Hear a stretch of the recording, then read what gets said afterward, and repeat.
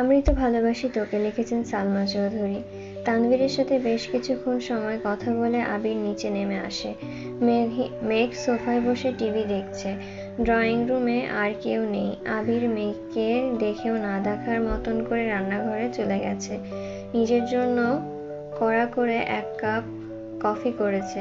কফির কাপটা হাতে নিয়ে আবির সিঁড়ির দিকে যাচ্ছে।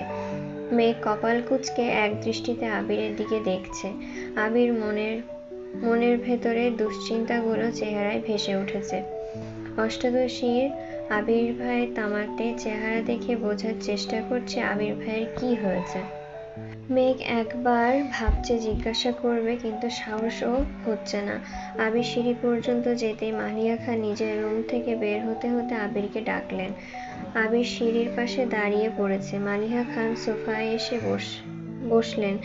আবিরের দিকে তাকিয়ে বললেন, তোর সাথে কথা আছে। আবির নির্বিকার কণ্ঠে বলল, আম্মু তুমি যে বিষয় নিয়ে কথা বলতে চাচ্ছ সেই বিষয়ে আমি কথা বলতে চাচ্ছি না বলেই রাজশাহী থেকে ফেরার পর থেকেই তোমার সাথে দূরত্ব রেখে চলছি। কথা বলতে চাই না বললে কি সবকিছু এড়িয়ে যেতে পারবি? তোর কি বিয়ের বয়স হয়নি? বিয়ে করবি না? আবির তপ্ত স্বরে জানালো, বিয়ে করার সময় হলে নিজেই তোমাদের বলবো। মালিহা খান শুষ্ক কণ্ঠে বলে উঠলেন, আমি আমার ছেলের এই রূপ দেখব বলে ছেলেকে বিদেশে পাঠাইনি। তোকে এত মনমরা দেখতে আমার ভালো লাগে না। আমি চাই তুই বিয়ে কর। একটু থেমে পুনরায় বললেন, জান্নাত মেয়েটাকে আমার খুব ভালো লেগেছে। এতদিন মেঘের টিউটর ছিল, এখন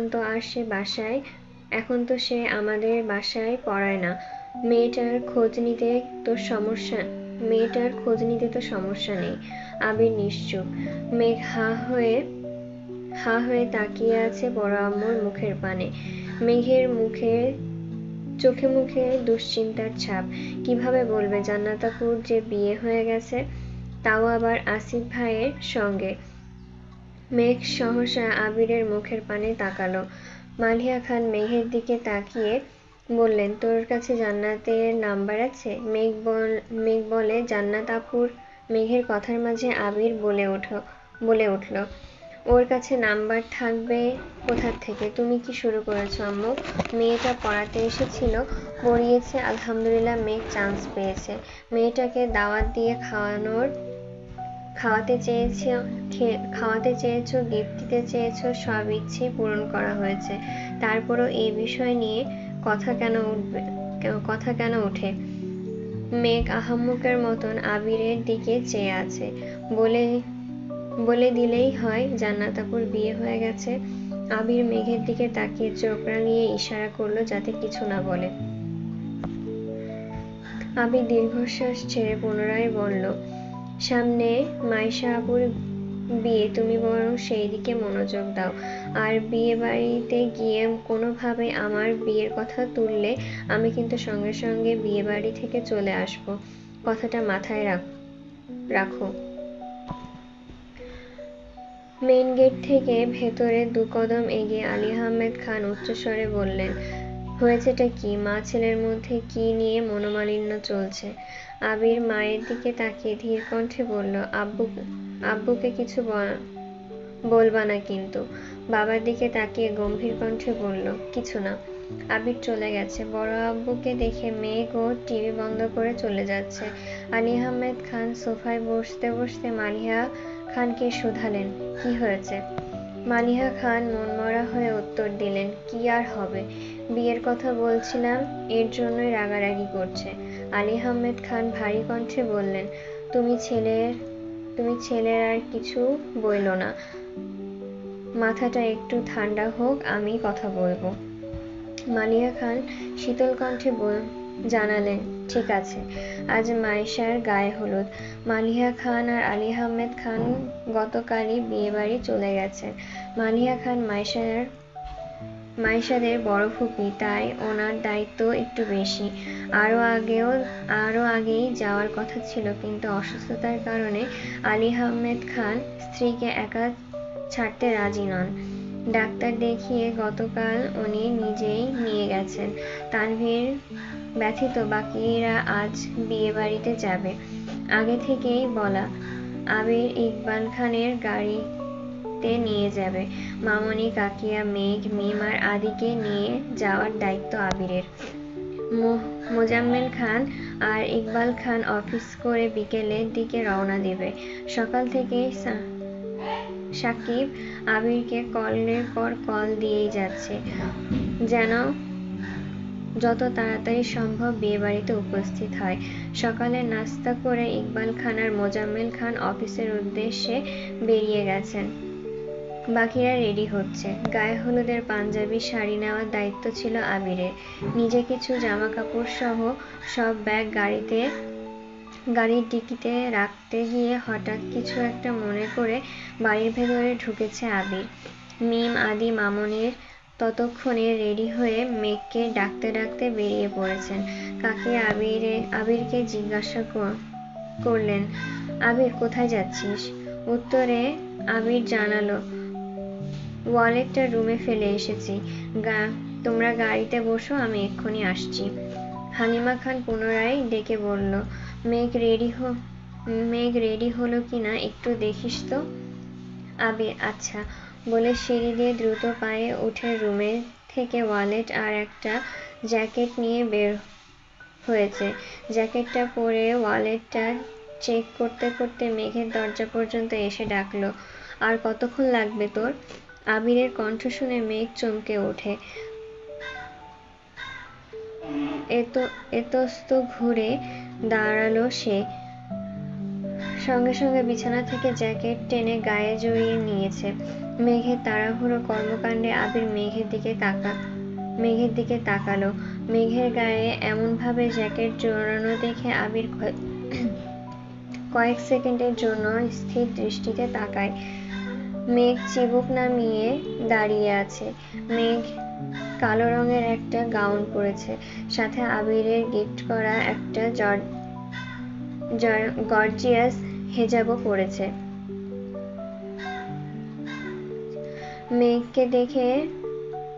মেঘকে দেখতে এত মায়াবী আর মোহময় লাগছে যে আবির দৃষ্টি সরাতে পারছে না। মেঘকে আপাদমস্তক দেখে আবির মেঘের আতঙ্কে ওঠার কারণটা বোঝার চেষ্টা করলো, যদিও কিছু বুঝতে পারেনি। তবুও আবির চোখ নামিয়ে সরি বলে রুম থেকে বের হতে চাচ্ছিল। মেঘ অস্থিরতা কাটিয়ে ডাকলো, আবির ভাই। আবির দরজার বাইরে থেকে উত্তর দিল, মিমকে একটু ডেকে দিবেন প্লিজ। আবির বেলকনি থেকে ড্রয়িং রুমে একবার তাকালো, কোথাও কেউ নেই। আবির উচ্চস্বরে জানালো, সবাই বের হয়ে গেছে, মিমও গাড়ির কাছে চলে গেছে। কোনো সমস্যা? আমি কি কোনোভাবে হেল্প করতে পারবো? মেঘ কি করবে বুঝতে পারছে না। মিমকে বেশ কয়েকবার ডেকেছে, আদি আর মিম হৈ হুল্লোড় করে বেরিয়ে গেছে, তাই মেঘের ডাক মিম আর শোনেনি। আবির ভাইকে বলবে কি না বুঝে উঠতে পারছে না। মেঘকে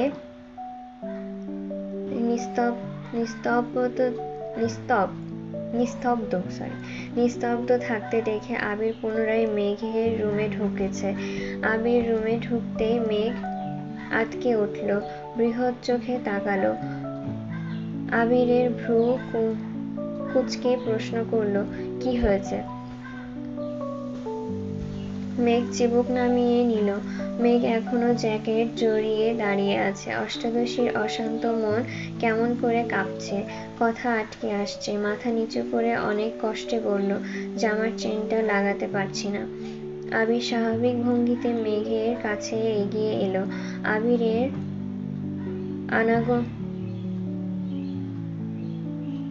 আবিরের আগানোতে অষ্টাদশীর হৃদস্পন্দনের মাত্রা বাড়তে শুরু করেছে। আবির মেঘের কাছাকাছি দাঁড়িয়ে শান্ত কণ্ঠে বলল, ওইদিকে ঘোর। মেঘ না চাইতেও আবিরের দিকে পিঠ করে দাঁড়ালো। জ্যাকেটটা ধরে রাখার শক্তিটুকুও পাচ্ছে না। আবির জ্যাকেটে হাত দিতেই মেঘ জ্যাকেট ছেড়ে দিয়েছে। পড়ে যেতে নিলে আবির তাড়াহুড়োয় জ্যাকেটটা ধরে বিছানার উপরে রাখলো। হেজাব দিয়ে সম্পূর্ণ পিঠ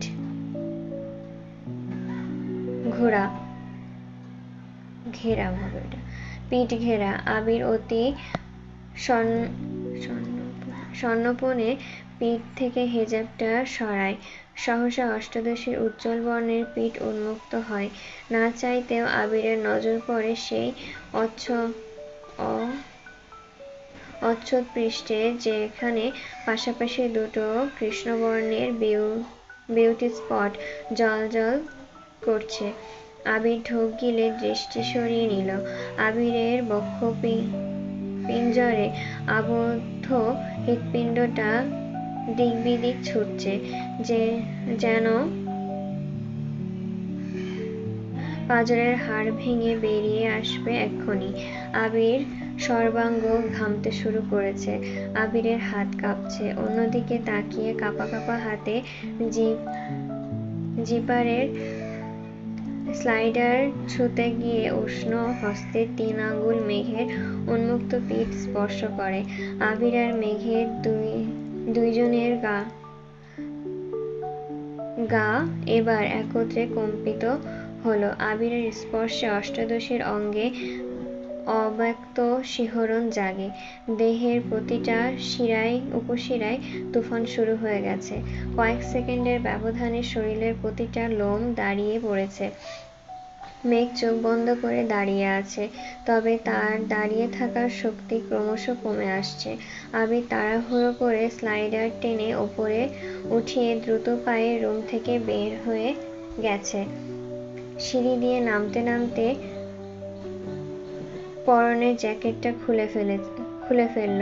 মনে হচ্ছে সারা শরীর থেকে গরম বাতাস বের হচ্ছে। চোখের সামনে বারবার প্রেয়সীর উন্মুক্ত পৃষ্ঠ ভেসে উঠছে। নিচে এসে চেয়ার টেনে বসে এক নিঃশ্বাসে 1 গ্লাস পানি শেষ করল। দীর্ঘশ্বাস ছেড়ে নিজেকে ধাতস্থ করার চেষ্টা করল। পকেট থেকে ফোনটা অনবরত ভাইব্রেশন হচ্ছে। ফোন বের করে কল রিসিভ করলো। সাকিব কল দিয়েছে। কথা বলতে বলতে মেন গেট পেরিয়েছে। মামনি আর কাকিয়া গাড়িতে বসে আছেন।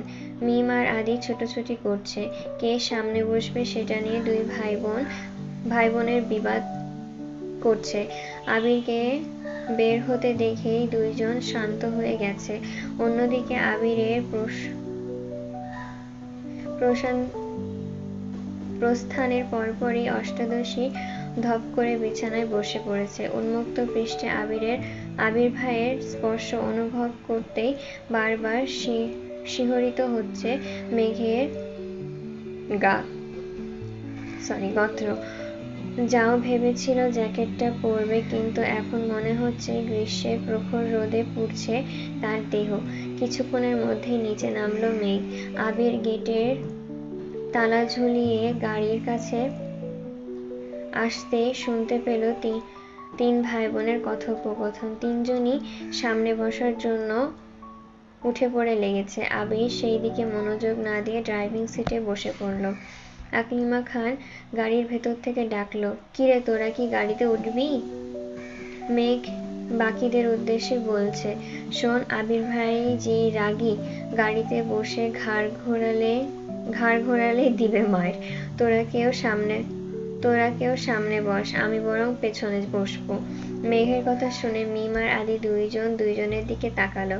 আদি দৌড়ে এসে মায়ের পাশে বসে পড়েছে। আদির পেছন পেছন মিমও ছুটে এসে বলছে, আমিও আম্মুর সাথে যাব। মেঘ মনমরা হয়ে বলল, কি আর করার, তাহলে তো আমাকেই সামনে বসতে হবে। ওপরে মনমরার ভাব দেখালেও ভেতরে ভেতরে তার রাজ্য জয়ের খুশি। আদি একগাল হেসে বলল,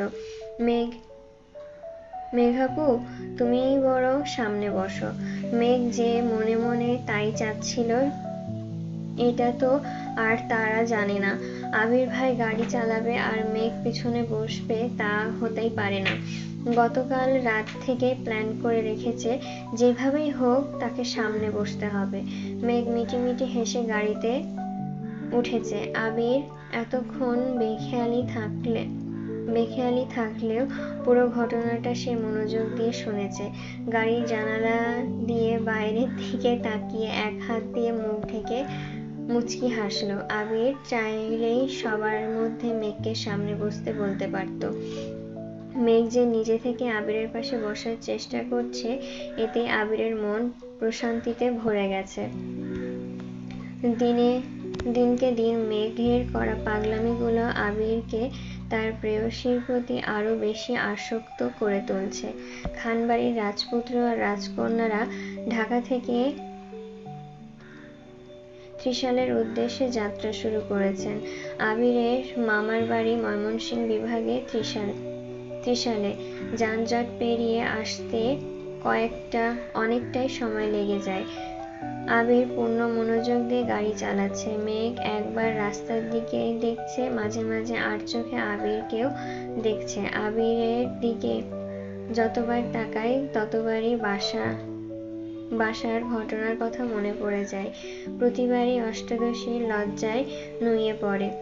আকলিমা খান আর হালিমা খান সাংসারিক আলোচনা করতে ব্যস্ত। গাজীপুরের চৌরাস্তা পেরিয়ে কিছু দূর যাওয়ার পর আবির গাড়ির কাছ নামিয়ে দিয়েছে। শীতল পরিবেশ, রাস্তার পাশে বিশাল আকৃতির গাছ। মেঘ এক মনে তাকিয়ে সেই দৃশ্য দেখছে আর আপন মনেই কত কি ভাবছে। অষ্টাদশীর অশান্ত মন ছুটোছুটি করছে কত শত প্রেমময় বার্তা।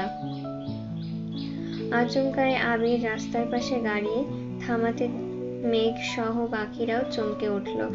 আবির মামনি আর কাকিয়ার উদ্দেশ্যে বলল, তোমরা একটু বসো, আমি আসছি। 5 মিনিটের মধ্যে একটা শপিং ব্যাগ আর কিছু খাবার নিয়ে গাড়িতে উঠেছে।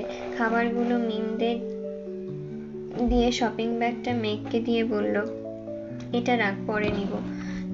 দীর্ঘ পথ অতিক্রম করে আবিরের মামা বাড়ি পৌঁছালো।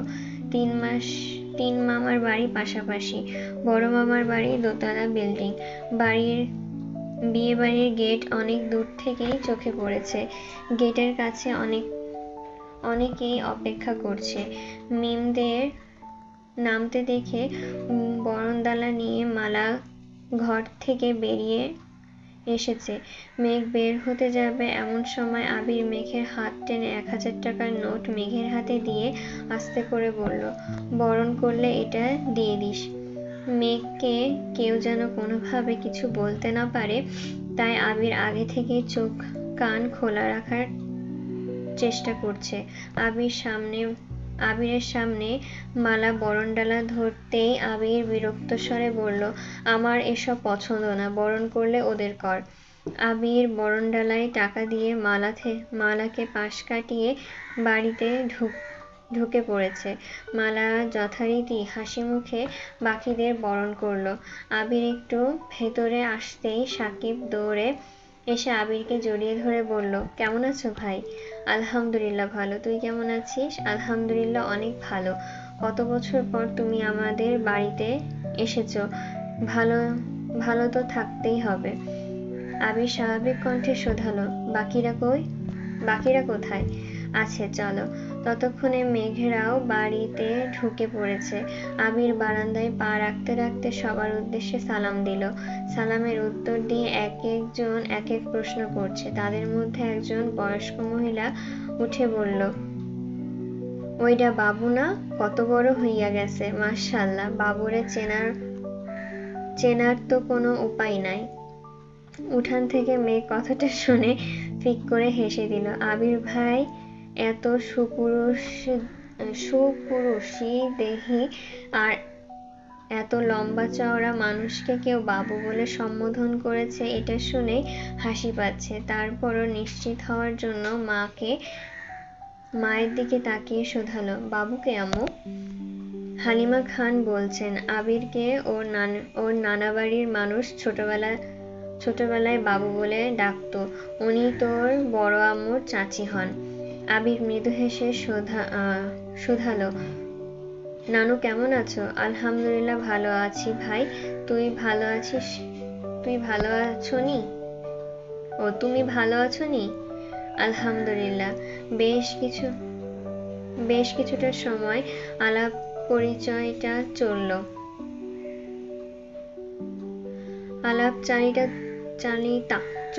আবির মাইশার সঙ্গে দেখা করতে ভেতরে চলে গেছে। মাইশার রুমের সামনে এসে ডাকলো, আপু আসবো?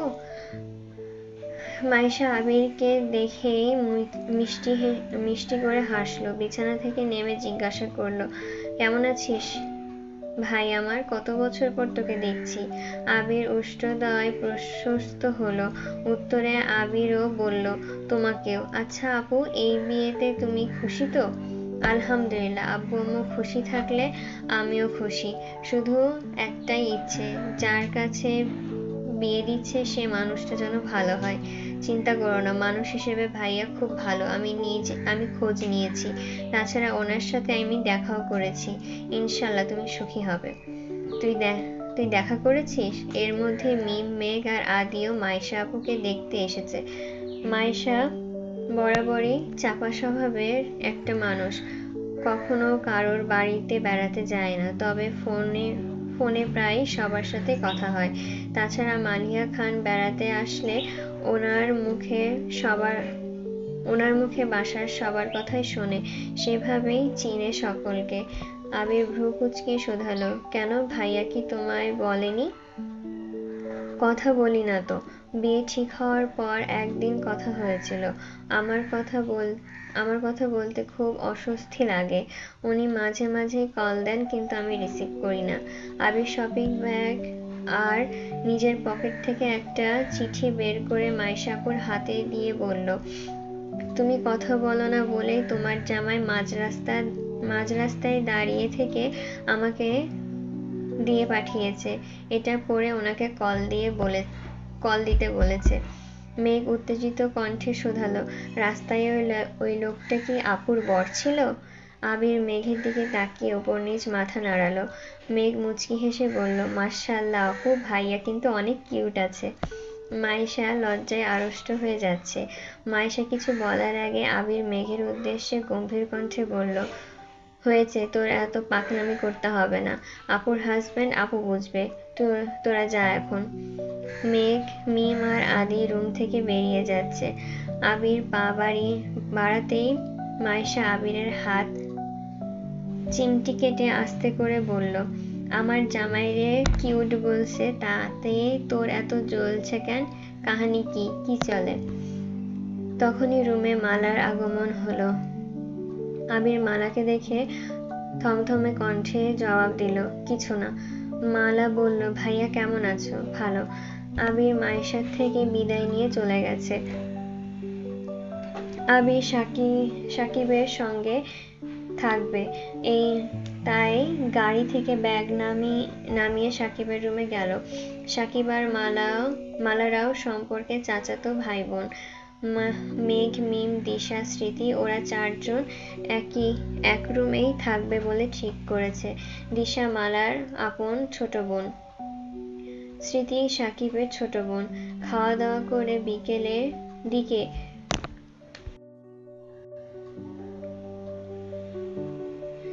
চার কাজিন মিলে পুরো বাড়ি ঘুরে দেখছে। বিয়ে বাড়ির মানেই হইচই। বিকেল হতে হতে আত্মীয় স্বজনদের ভিড় জমতে শুরু হয়েছে। মেঘ, মিম আগেও কয়েকবার এসেছিল, তবে সেসব ছোটবেলার ঘটনা, এখন আর কিছুই মনে নেই তাদের। আবিরদের 3 মামার বাড়ি পাশাপাশি হয়। তিনটা উঠান মিলে বড় বাড়ির সামনে বিশাল মাঠের ন্যায় জায়গা। এক পাশে খাওয়া দাওয়ার ব্যবস্থা করা হয়েছে, আর এক পাশে গায়ে হলুদের স্টেজ করা হয়েছে। সাকিব, মিলন, আবির এমনকি আদিও স্টেজ সাজাতে ব্যস্ত। মেঘ আবিরকে দেখতেই থমকে দাঁড়ালো, পা বাড়ালো সেই দিকে। স্মৃতি পেছন থেকে ডাকলো, মেঘাপু কোথায় যাচ্ছ? স্টেজ সাজানো দেখতে। ঘুরবা না? তোমরা ঘুরে আসো, আমি যাব না। মেঘ আর কোথায় যাবে? তার আবেগের কেন্দ্রবিন্দু তো আবির ভাই। আবির ভাইকে দেখতে যতটা শান্তি সেই শান্তি আর কোথাও নেই। তাই মেঘ স্টেজের দিকে এগিয়ে আসলো। সাকিব মেঘকে দেখেই জিজ্ঞাসা করলো, কেমন আছো মেঘবতী? আলহামদুলিল্লাহ, আপনি কেমন আছেন? আলহামদুলিল্লাহ। মেঘের কণ্ঠ শুনে আবির পেছন ফিরে মেঘকে দেখলো। চুলগুলো বেঁধে মাথায় ওড়না দিয়ে রেখেছে। আবির লাইটিং সেট করতে করতে শোধালো, খেয়েছিস কিছু? জি। সাকিব মেঘের উদ্দেশ্য করে বলল, ভাইয়া কিন্তু এখনো খায়নি, তুমি ভাইয়ার খোঁজ নিলে না কেন? আবির দাঁতে দাঁত পিষে সাকিবের দিকে তাকিয়ে বলল, বেশি কথা বললে তোর শরীরে তার পেঁচিয়ে দেব। মেঘ শীতল কণ্ঠে বলল, আমি তো জানতাম না। আবির মেঘের দিকে তাকিয়ে বলল, আমি খেয়েছি। সাকিব এমনি মজা করছে।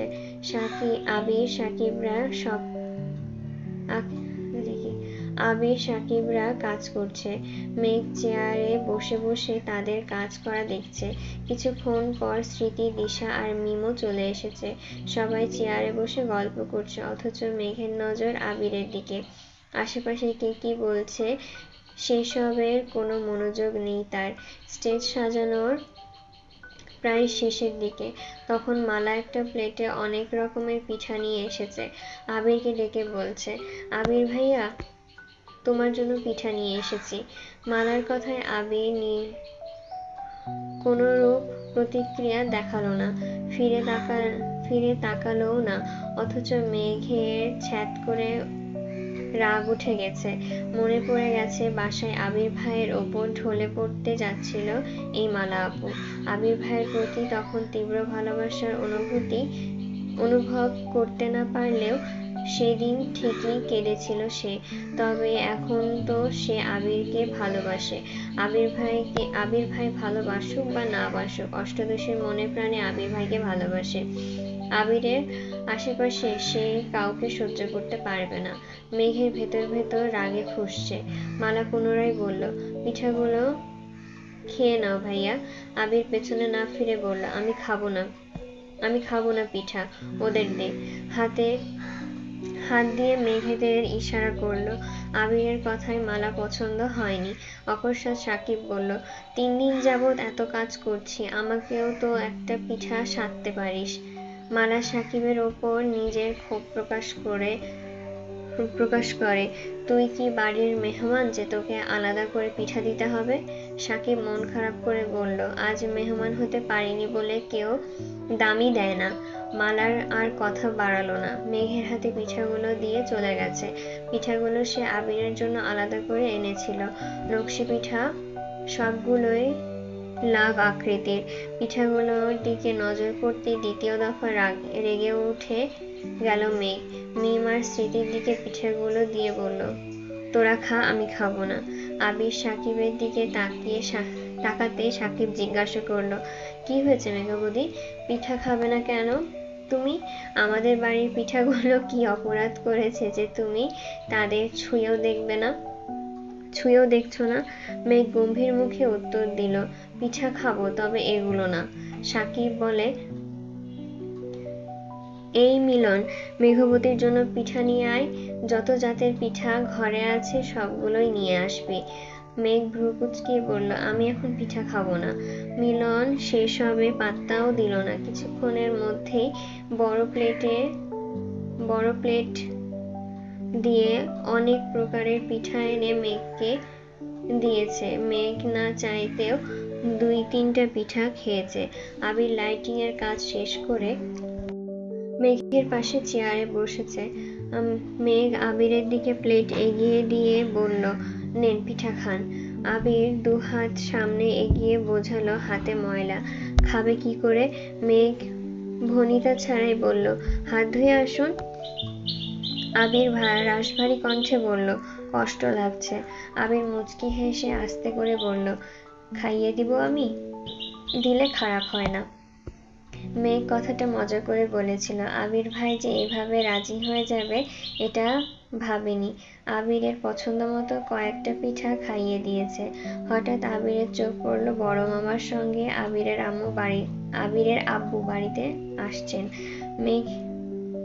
আবির মেঘকে বলল, আর খাবো না, তুই খা। আবির তৎক্ষণাৎ চেয়ার থেকে উঠে স্টেজে চলে গেছে। স্টেজে বাকি কাজ করছে। আবির ভাইয়ের অকস্মাৎ পরিবর্তন দেখে মেঘ ভ্রু কুঁচকে তাকিয়ে রইল। মনে মনে ভাবছে, এই বেটার সমস্যা কি? মাঝে মাঝে মনে হয় ওনার মতো রোমান্টিক মানুষ এই পৃথিবীতে আর একটাও নেই। আবার মাঝে মাঝে মনে হয় ওনার মতন পাষাণ আর একটাও নেই। উনি এমন কেন? আলী আহমেদ খান মিম আর মেঘকে দেখে হাসি মুখে প্রশ্ন করল, তোমরা কখন এসেছ? বড় আব্বুর কণ্ঠস্রোতে মেঘের ধ্যান ভাঙে। মিম স্বাভাবিক কণ্ঠে বলল, দুপুরের দিকে এসেছি বড় আব্বু। আবিরের বড় মামা শুধালেন, খাওয়া দাওয়া করেছো নাকি শুধু পিঠা খেতে দিয়েছে তোমাদের? মেঘ আলগোছে হেসে উত্তর দিল, আমরা এসে ভাত খেয়েছি, এখন আবার পিঠা খাচ্ছি। মামা পুনরায় বললেন, বাড়িটাকে নিজের বাড়ি মনে করবে, যা ইচ্ছে হবে নিজের হাতে নিয়ে খাবে।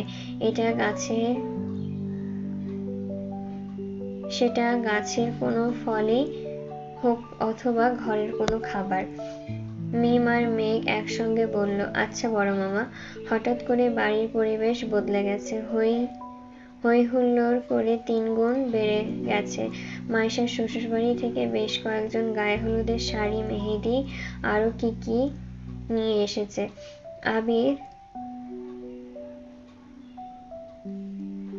আবির আগন্তুকদের কয়েক মুহূর্ত পর্যবেক্ষণ করল। 4-5টা অল্প বয়স্ক মেয়ের সাথে 5-7টা ছেলে। মালা গেটের সামনে গিয়ে তাদের বরণ করছে। স্মৃতি আর দিশাও গেটের কাছে চলে গেছে। মিম যেতে নিলে আবির ধমক দেয়। আবিরের ধমকে মিমও সঙ্গে সঙ্গে মেঘও কেঁপে উঠেছে। আবির মেঘ আর মিমকে উদ্দেশ্য করে বলল, তোরা এখন রুমে যা। মেহমান যাবার আগ পর্যন্ত তোদের এক বোনেরও ছায়াও যদি আমি দেখি তাহলে খবর আছে বলে রাখলাম। মেঘ মাথা নিচু করে বলল, আপুকে হলুদ লাগাবো না? আবির বিরক্ত স্বরে বলল, রাতে লাগাস, এখন যা। মেঘ আর মিম দুইজনেই মাথা নিচু করে একে অপরকে অভিযোগ জানাতে জানাতে রুমে চলে গেছে। এতদিন তানভীর ভাইয়া এমন করেছে, মিম আর মেঘ দুইজনকে অতি শাসনে রেখেছে। এবার তানভীর আসেনি, তাই ভেবেছিল একটু আনন্দ করবে। সব আনন্দে আবির ভাই পানি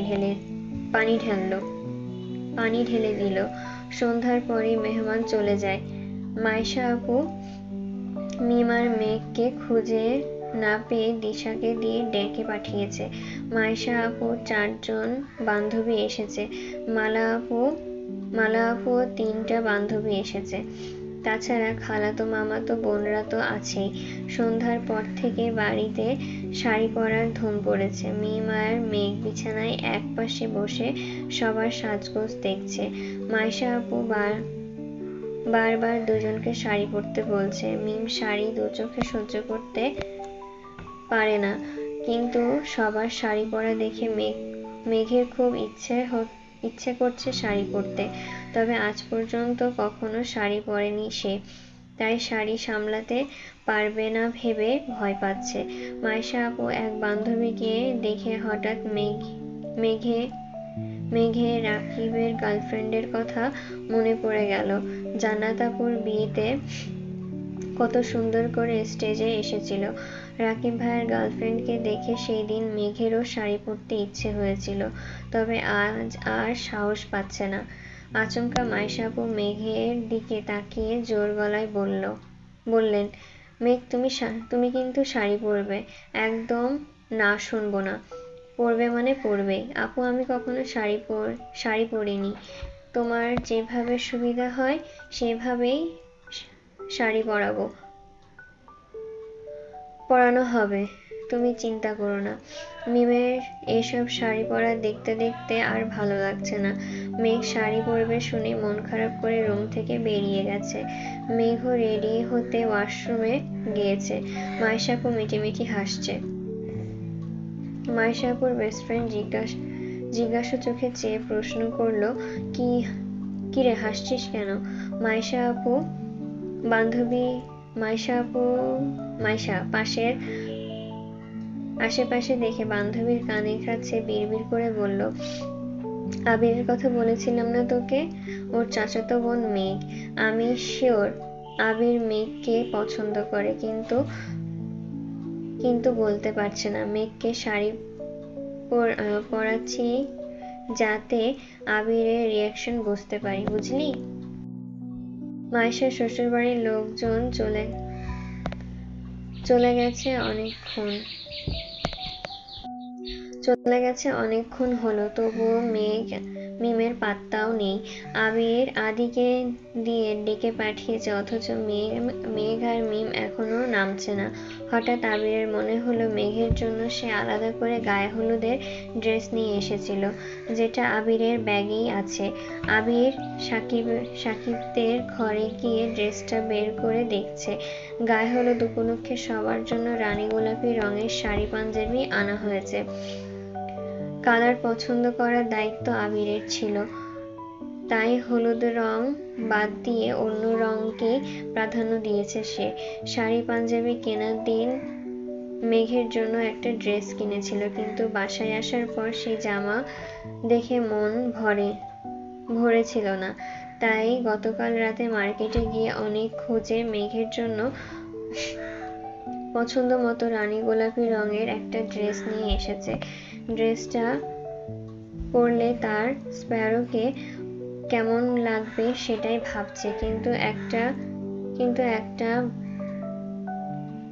কিন্তু এটা ভেবেই নিজের মাথায় গাঁটটা মেরে আনমনে হেসে ফেলল। ড্রেসটা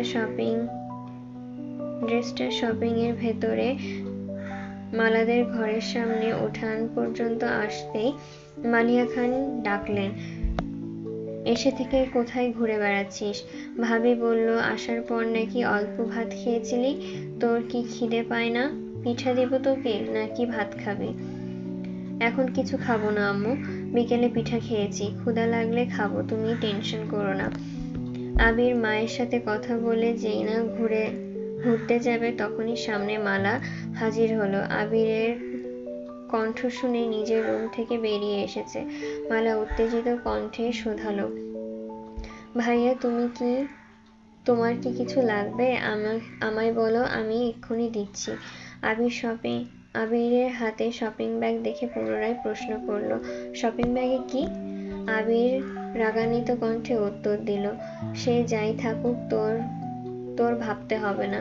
আর আমার কিছু লাগলে আমি নিজেই নিতে পারবো, তুই নিজের চরকায় তেল দে। আবিরের রাগান্বিত কণ্ঠ শুনে মালা মাথা নিচু করে মনে মনে বলল, আমারই তো ভাবতে হবে, আমি যে আপনাকে ভালো। আবির ধমক দিল, রাস্তা থেকে সরে দাঁড়া। মালা তড়িঘড়ি করে সরে দাঁড়ালো। আবিরকে যেতে দেখে মালাও নিজের রুমে সাজতে চলে গেছে। আবির বারান্দা পেরিয়ে দোতলায় যাওয়ার জন্য কয়েক সিঁড়ি উঠেছে। আচমকা আলতারঙা একটা পা চোখে পড়ল। পায়ের মালিক দোতলা থেকে নামছিল। সিঁড়িতে এক পা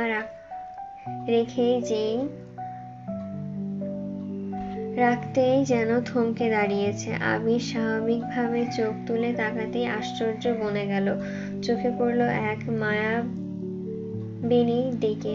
সহসা মুগ্ধ আঁখিতে তাকায়। সে মায়াবিনী যেন মায়ার জাল বিছিয়ে রেখেছে। আবিরের মতন হাজারো সুপুরুষ যুবক তার এই রূপে ঝলসে যাবে। বাঙালি স্টাইলে রানী গোলাপি রঙের শাড়ি পরিহিতা মায়াবিনী কোমরের ছাড়া চুলগুলো অতিশয় ধীর গতিতে উঠছে। মায়াবতীর কোমরে ছড়ানো চুলগুলো অতিশয় ধীর গতিতে উঠছে। মুখে হালকা মেকআপ, চোখে আইলাইনারের সঙ্গে গাঢ় করে কাজলও লাগানো, ঠোঁটে লাল টকটকে লিপস্টিক, গলায় হালকা গয়না, তার সাথে কোমরে বিছা। আবির কিংকর্তব্য বিমূঢ় অবিস্ময় চোখে মায়াবতীকে আপাদমস্তক দেখল। বাক্রুদ্ধ দৃষ্টিতে চেয়ে আছে সেই আঁখি জোড়ায়। মায়াবতীর দিকে তাকিয়ে ওপরের সিঁড়িতে পা রাখতে গিয়ে হোঁচট খেয়ে পড়তে নিলে সঙ্গে সঙ্গে হ্যান্ডেলের ধরে কোনো রকম নিজেকে সামলালো। আবিরকে হোঁচট খেতে দেখে মায়াবতী কয়েক সিঁড়ি নেমে আতঙ্কিত কণ্ঠে বলল, কি হয়েছে আপনার? মায়াবতীর কাছে আসতে দেখে আবির তৎক্ষণাৎ 2-3 সিঁড়ি নিচে নেমে নেশালো কণ্ঠে বিড়বিড় করে কি যেন বলছে। মায়াবতী শুধু শেষটা বলা উফটা বুঝতে পেরেছে। মায়াবতী চিন্তিত স্বরে শোধালো, আপনি ঠিক আছেন তো? আবির উত্তর না দিয়ে উল্টা প্রশ্ন ছুড়ে দিল, তুই কি ঠিক থাকতে দিয়েছিস? আবিরের প্রশ্ন শুনে মায়াবতী অপলক দৃষ্টিতে তাকালো। চোখে মুখে উজ্জ্বলতা ফুটে উঠেছে। উত্তেজিত কণ্ঠে পুনরায় প্রশ্ন করলো, শাড়িতে কেমন লাগছে আমায়? আবির পুনরায় তাকালো। ক্লান্তিহীন অমত চেয়ে রইল কিছুটা সময়। মেঘ তির্যক চোখে চেয়ে আছে, মুখে তার মিষ্টি হাসি। আবিরের ঘোর যেন কিছুতেই কাটছে না, দৃষ্টি তার সরছেই না। মনে হচ্ছে মায়াবতীকে দেখার ব্যাকুল এই জনমে আর শেষ হবে না। মৃত্যুর ব্যতীত মায়াবতীর মায়ার জাল থেকে বের হতে পারবে না সে। মেঘ পুনরায় প্রশ্ন করল, কেমন লাগছে বলেন না? মেঘের কথায় আবিরের মনোযোগ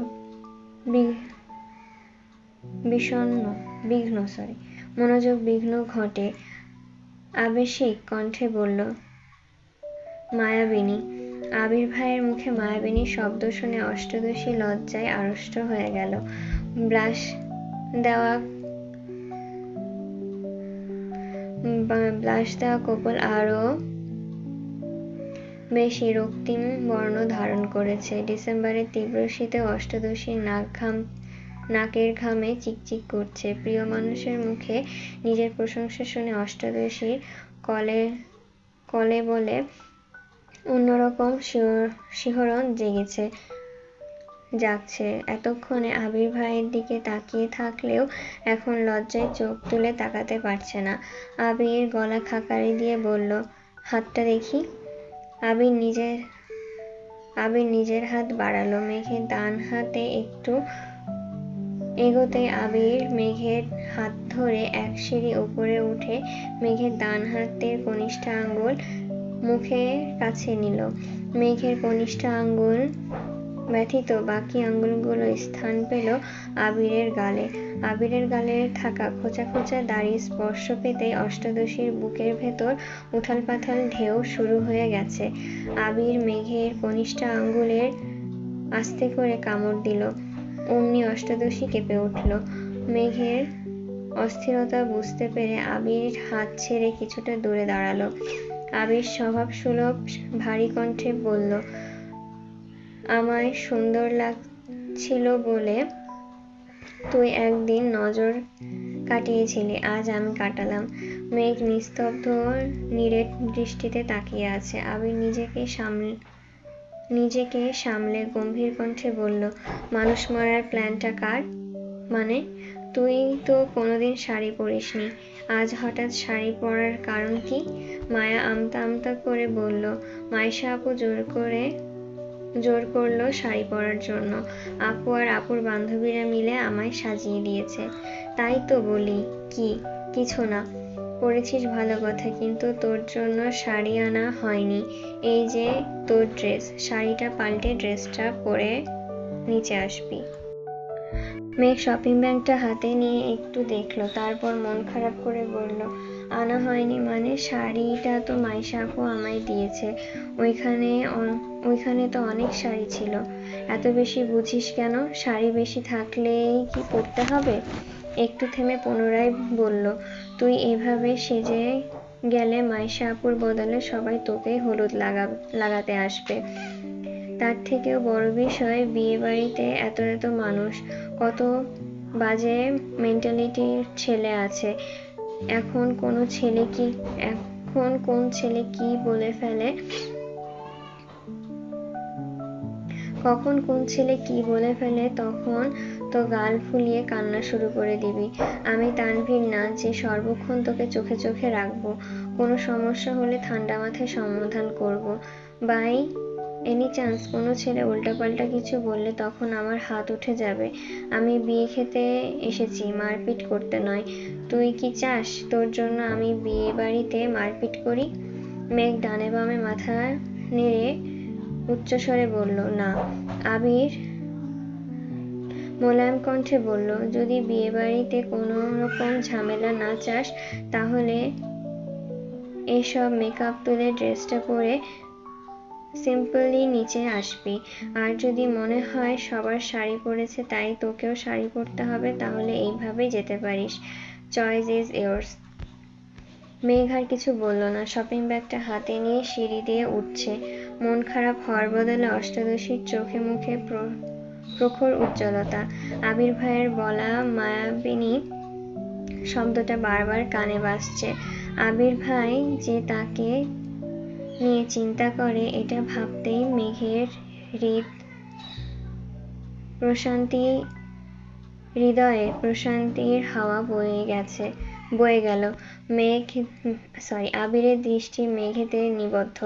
অকস্মাৎ বুকে হাত রাখল। মস্তিষ্কের নিউরনের অবিরাম বাজছে। তোর রূপের এই আবির বিধ্বস্ত মানসিক টানাপোড়েনে ভুগছে সে। অশান্ত মনকে শান্ত করার কোনো শব্দ খুঁজে পাচ্ছে না। হৃদয়ে গান বাজছে, এ দিল পাগল বানা बैठा है इसे अब तू ही समझा दे, देखे तुझमें मेरी दुनिया तू बन जा रे। যতক্ষণ অষ্টাদশীকে দেখা যাচ্ছে আবির ততক্ষণ দুর্বোধ্য দৃষ্টিতে তাকিয়ে আছে। অষ্টাদশীর আড়াল হতে আবির ধপ করে সিঁড়িতে বসে পড়েছে। হাত দিয়ে চোখ মুখ ঢেকেছে। বক্ষপঞ্জরে উথাল পাথাল ঢেউ। তখনই সাকিব এসেছে। আবিরকে সিঁড়িতে বসে থাকতে দেখে চিন্তিত স্বরে শুধালো, কি হয়েছে ভাই, এখানে বসে আছো কেন?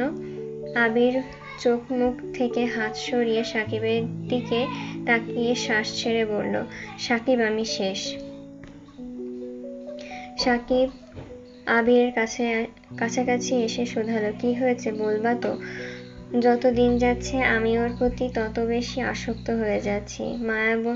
মায়াবিনীর মায়ায় কাটানোর ক্ষমতা যে আমার নেই। মায়া কাটানোর দরকার কি? তুমি তো মেঘবতীকেই ভালোবাসো, বিয়ে করে নাও, তাহলেই মায়ার বাঁধন আরো বেশি শক্ত হবে। তোমাদের দুইজনকে পাশাপাশি দেখলে আমার যে কি ভালো লাগে। সাকিব মাথা চুলকিয়ে শোধালো, ভাইয়া তুমি না বলেছিলে দেশে আসা 3 মাসের মধ্যে বিয়ে করবা? এখন তো 6 মাস হয়ে যাচ্ছে, বিয়ে করছো না কেন? বিয়ের কথা শুনতে আবিরের চোখে মুখে বিষণ্ণতা ছেয়ে গেছে। মামা মামি ব্যথিত। আবিরের ফুপির ঘটনা আর কেউ জানে না। আবিরও নিজে থেকে সাকিবকে কিছু বলেনি। আবির সিঁড়ি থেকে উঠে যেতে যেতে বলল, পরিস্থিতি বলতে একটা শব্দ আছে, জানিস তো? আমি এখন পরিস্থিতির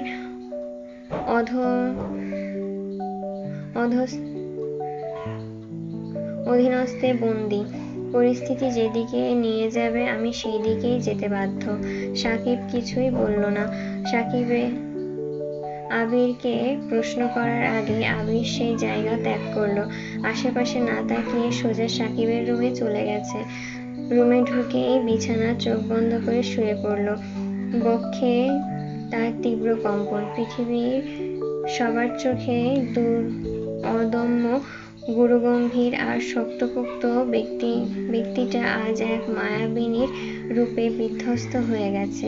এত বছর বুকের ভেতরে চেপে রাখা অনুভূতিরা যেন খাঁচা ছেড়ে বেরিয়ে আসতে চাইছে। অষ্টাদশীকে কি করে বোঝাবে?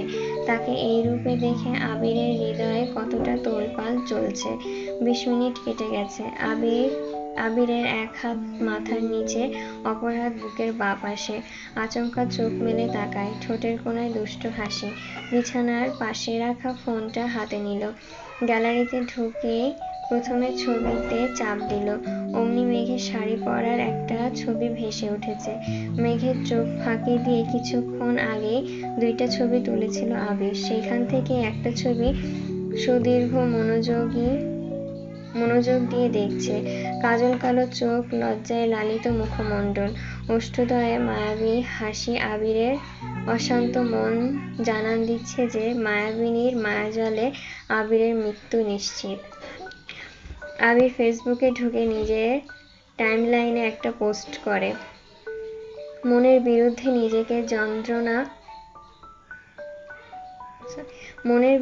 নিজেকে নিয়ন্ত্রণ করার চেয়ে যুদ্ধে শহীদ হওয়া বোধহয় অধিক শান্তিপূর্ণ। নিচে ছোট করে লেখে, বেস্ট সারপ্রাইজ এভার। হায়। আবির পুনরায় মেঘের শাড়ি পরা ছবিটা বের করেছে। এক দৃষ্টিতে তাকিয়ে আছে সে। আচমকাই ফোনের যান্ত্রিক আওয়াজ বেজে উঠল। তানভীর কল করেছে। আবির রিসিভ করে ওপাশ থেকে উদ্বিগ্ন কণ্ঠ ভেসে এলো, ভাইয়া তুমি ঠিক আছো? বনু ঠিক আছে তো? আবির মৃদু হেসে উত্তর দিল, তোর বোন বোধহয় সিদ্ধান্ত নিয়েই নিয়েছে, আমায় না মেরে থামবে না। কেন, কি হয়েছে? বনু কিছু করেছে? রাগে বকা দাওনি তো আবার? তোর বোন এমন রূপে আমার সামনে এসেছে, ধমক দেওয়া বহু দূর। তুমি তো কি, বনু কেমন রূপে এসেছে? তুই না আমার সম্বন্ধী হোস, ছোট বোনের প্রেমালাপ শুনতে চাস? লজ্জা লাগে না তোর? আচ্ছা সরি, তোমার ঠিকঠাক থাকলেই হলো। তোমাদের দুইজনকে একসাথে পাঠিয়ে এখন টেনশনে আমার হাত পা ঠান্ডা হয়ে যাচ্ছে। তোমার স্ট্যাটাস দেখে আরো বেশি ভয় লেগেছিল, তাই তাড়াহুড়োয় কল দিলাম। কিছুক্ষণ আগে মাইশা আপু কল দিয়েছিল আমায়, যাইনি বলে রাগারাগি করছে। আমি বলেছি সকাল সকাল চলে আসবো। আচ্ছা সাবধানে থাকিস, আর আসার সময় আমার বাইকটা নিয়ে আসিস। আচ্ছা রাখছি। ভাইয়া শোনো। হ্যাঁ বল। বনুর সাথে রাগ দেখিও না প্লিজ। এখন রাগ দেখানোর অবস্থায় আমি নেই। তোর বোনকে নিয়ে পালিয়ে না যায় এই টেনশনে আছি। রাখছি। আবির কল কেটে ওয়াশরুম থেকে হাত মুখ ধুয়ে এসেছে। তানভীর আহাম্মকের মতন বসে আছে। বনু কি করেছে? ভাইয়ার কি হয়েছে? কি বলল? সব যেন এলোমেলো হয়ে যাচ্ছে। আবির ভাইয়ার পরিবারের জন্য এত দৃঢ় সংকল্প নিয়ে হুট করে পালিয়ে যাওয়ার কথাই বা কেন বলছে? ভাইয়াকে কল দিয়েও লাভ নেই। মাঝে মাঝে তানভীর ভাবে, ভাইয়ার সম্বন্ধী না হয়ে শালা হলেই ভালো হতো।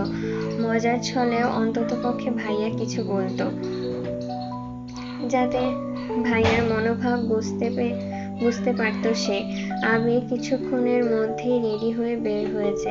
রানী গোলাপি রঙের পাঞ্জাবি পরায় আজ আবিরকে অন্যরকম সুন্দর লাগছে। সাদা কালো আর ধূসর রঙের ভিড়ে উজ্জ্বল বর্ণটা আবিরকে বেশ মানিয়েছে।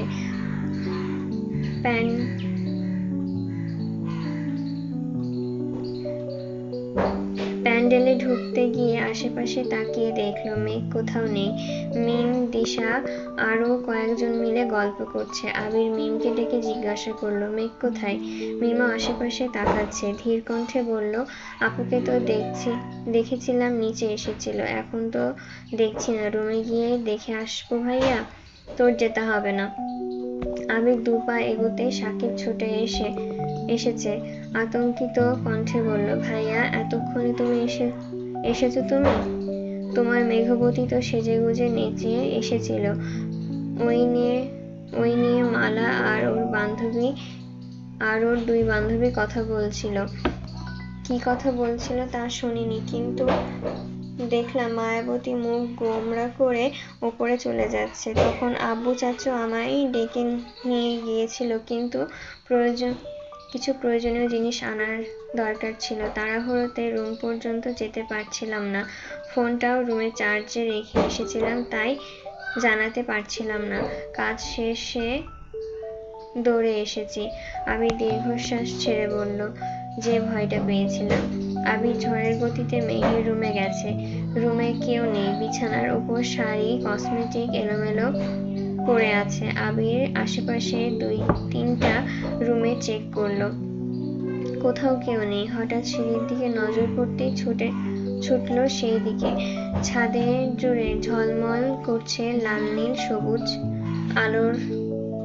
সবুজ রঙের আলো। তার একপাশে মেঘ দাঁড়িয়ে আছে, হাতে একটা গাছের ডাল, যেটা দিয়ে ছাদের রেলিং এ অবিরত আঘাত করছে। মেঘ ড্রেস পরে নিচে নামতেই চোখে পড়ে মালা আপু আর তাদের বান্ধবীর দিকে। তারা কোনো বিষয় নিয়ে গভীর আলোচনায় মগ্ন। মেঘ সেসব পাত্তা না দিয়ে 2 পা এগুতেই কানে আসে, আবির ভাইয়ার সাথে আমার 2 বছর যাবৎ ফোনে কথা হয়, প্রায় ভিডিও কলেও কথা হয়। আমি যে ওনার ভালোবাসি এই কথা কখনো বলিনি। আজকে সুযোগ পেলে ভাইয়াকে বলে ফেলবো। তোরা আমায় বুদ্ধি দে, কিভাবে বললে উনি সঙ্গে সঙ্গে রাজি হয়ে যাবেন। মেঘ কথাগুলো কানে আসতেই মেঘ স্তব্ধ হয়ে গেছে, দাঁতে দাঁত পিষে ধরেছে। ক্রোধে কপালের শিরাগুলো দৃশ্যমান হয়ে গেছে। মেঘের চোখ মুখ রক্তাভ হয়ে উঠেছে, দাঁত কিরমির করছে। আবির ভাইয়া মালা আপুর সাথে কথা বলে, এই কথাটা অষ্টাদশীর মনে চরমভাবে আঘাত করেছে। মেঘের গজগজিয়ে ছাদে চলে এসেছে। রাগটা আসলে কার উপর উঠেছে সেটা নিজেও বুঝতে পারছে না। মালা আপুর আচরণ ভালো লাগেনি, এই জন্যই মালা আপুকে আগে থেকেই সহ্য করতে পারে না। অথচ আবির ভাই ভাবতেই বৃক্ষ স্পন্দন থমকে গেল। রাগে ফুঁসে আর ভাবছে, এতগুলো বছর একটাবারও আপনি আমার সঙ্গে কথা বলেননি, এখন জোর করতে পারলে তখন কেন জোর করে আমার সাথে কথা বললেন না? যদি কথা নাই বলবেন তাহলে মালা আপুর সাথে কেন কথা বলেছেন? তাহলে কি আপনি? এতটুকু ভেবেই থেমে গেল। ক্রোধ যেন কমছেই না, বরং বাড়ছে। আবির বিদ্যুৎ বেগে ছুটে এসে মেঘের হাত চেপে ধরল, হাত থেকে ডালটা ছিনিয়ে নিয়ে ফেললো। আবির সরু নেত্রে খেয়াল করলো অষ্টাদশীর চোখ মুখ। লাইটের আলোতে বারবার পরিবর্তন হচ্ছে চেহারার বর্ণ। মেঘের চোখে মুখে তীব্র ক্ষিপ্ততা। আবিরের উপস্থিতি বুঝতে পেরে রাগ যেন 3 গুণ বেড়ে গেছে। আবিরের হাত থেকে নিজের হাতটা ছাড়ানোর চেষ্টা করছে। কোথাও কেটেছে কিনা আবির সেটা দেখার চেষ্টা করছে। অথচ মেঘ নিজের সবটুকু শক্তি দিয়ে হাত সরানোর চেষ্টা করছে। মেঘের এমন কাণ্ডে আবির অগ্নি চোখে তাকিয়েছে। ধমক দিতে গিয়েও থেমে গেল। ঢোক গিলে নিজের রাগ কন্ট্রোল করার চেষ্টা করলো। মেঘের অন্য হাত টেনে নিল। মেঘে 2 হাত একসঙ্গে রেখে কবজি বরাবর চেপে ধরে তপ্ত স্বরে বলল, এখন দেখব কিভাবে নিজের হাত ছাড়াস। মেঘ রাগে কটমট করে বলল, ছাড়ুন আমায়। না ছাড়লে কি করবি? মেঘ রাগে কটমট করছে মেঘ প্রশ্ন করল। রাগে কটমট করে মেঘ প্রশ্ন করল, কোন অধিকারে আমায় ছুঁয়েছেন? মেঘ রাগে হিতাহিত জ্ঞানশূন্য হয়ে কথাটা বলল। আবির নিরেট কণ্ঠে উত্তর দিল, আমায় অধিকারবোধ শেখাতে আসিস না। তোকে ছোঁয়ার জন্য যদি অধিকারনামায় স্বাক্ষর করতে হয়, আমি সেই অধিকারনামায় স্বাক্ষর করে হলেও তোকে ছোঁবো। রাগের মাথায় আবির কথাগুলো মেঘকে শোনালো কিনা কে জানে। অতিরিক্ত ক্রোধে মেঘের মাথা ঘুরছে, তবুও শান্ত হওয়ার নাম নেই। মেঘ রাগান্বিত কণ্ঠে পুনরায় চেঁচিয়ে উঠল, আমায় ছোঁবেন না বলছি। ছাড়ার জন্য তো ধরিনি, ছাড়িয়ে নিতে পারলে নে। মেঘ রাগে ফুঁসতে বলল, আমি কিন্তু চিৎকার করব। আবির এবার সশব্দে হাসল। মেঘ আশ্চর্য নয়নে তাকিয়ে বলছে, হাসছেন কেন? আমি কিন্তু সত্যি সত্যি চিৎকার করব। আবির তপ্ত স্বরে প্রশ্ন করল, তুই তুই যে অগাধ চন্টি সেটা কি জানিস? মানে? এই যে চিৎকার করবি বলছিস, চিৎকার তুই করতেই পারিস, কিন্তু সবাই আসলে বলবিটা কি শুনি? আমি তোর হাত ধরেছি, এটা নালিশ করবি? তোর কি মনে হয় তোর নালিশের ভয়ে আমি তোর হাত ছেড়ে দিব? জীবনেও না, বরং তুই নালিশ করলে আমার সুবিধাই হবে। দে চিৎকার। আবিরের কথাগুলো শুনে মেঘ হঠাৎই আবিরের দিকে কেমন করে তাকালো। এতক্ষণ নিজের ওপর নিয়ন্ত্রণ ছিল না। আবিরের ঠোঁটের কোণায় এক চিলতি হাসির ঝলক দেখে অষ্টাদশীর রাগ কিছুটা কমে এসেছে, তবে এখনো পুরোপুরি শান্ত হতে পারেনি। আবিরের মুখের পানে দুর্বোধ্য দৃষ্টিতে তাকিয়ে আছে। দৃষ্টি নামাতেই চোখে পড়ে রানী গোলাপি পাঞ্জাবিতে। সঙ্গে সঙ্গে অষ্টাদশীর অভিব্যক্তি পাল্টাতে শুরু করলো। আবির ভাইকে এভাবে দেখে যেন চোখ ফেরাতে পারছে না। আচমকা ফোঁস করে নিঃশ্বাস ফেলল। নিজের ভেতরের সমস্ত রাগ ঝেড়ে ফেলতে চাইল। এই মানুষটার সাথে আর যাই হোক, রাগ করা অষ্টাদশীর পক্ষে অসম্ভব বিষয়। আবির গলা খাকারি দিয়ে বলতে শুরু করলো, তোর কি হয়েছে আমি জানি না, জানতেও চাই না। আমি কিছু বলবো, তুই চুপচাপ সেগুলো শুনবি। আবিরের কথায় মেঘের দৃষ্টি সরল, মাথা নিচু করে দাঁড়ালো। আবির বলল, মনে কর তুই একটা ড্রেস কিনতে একটা দোকানে গিয়েছিস। অনেক খোঁজার পর একটা ড্রেস তোর খুব পছন্দ হয়েছে। যে ড্রেসটা নিতে যাবি তখনই অন্য একজন এসে তোর পছন্দের ড্রেসটা নিয়ে দেখতে লাগলো। তারও তোর ড্রেসটা পছন্দ হয়েছে। এখন তুই কি করবি? ড্রেসটা হাসি মুখে তাকে দিয়ে দিবি, নাকি শক্ত গলায় বলবি এই ড্রেসটা আমি নিব? যদি অভিমান করে তোর পছন্দের জিনিসগুলো মানুষকে দিতে থাকিস, পরে একটা সময় দেখবি তোর আশেপাশে প্রিয় জিনিস বলতে কিছুই নেই।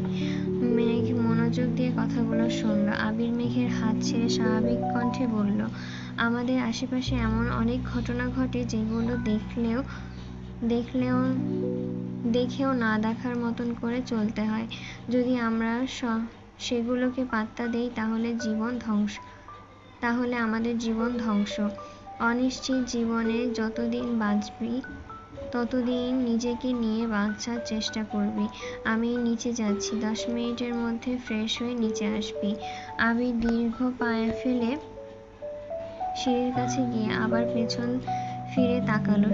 উচ্চস্বরে বলল, মাই ডিয়ার স্প্যারো, সবকিছু চাইলে পেয়ে যাবি এমনটাও নাও হতে পারে। প্রয়োজনে কিছু জিনিস আদায় করে নিতে হয়। আবির চলে গেছে। মেঘ ঠোঁট কামড়ে দাঁড়িয়ে আছে।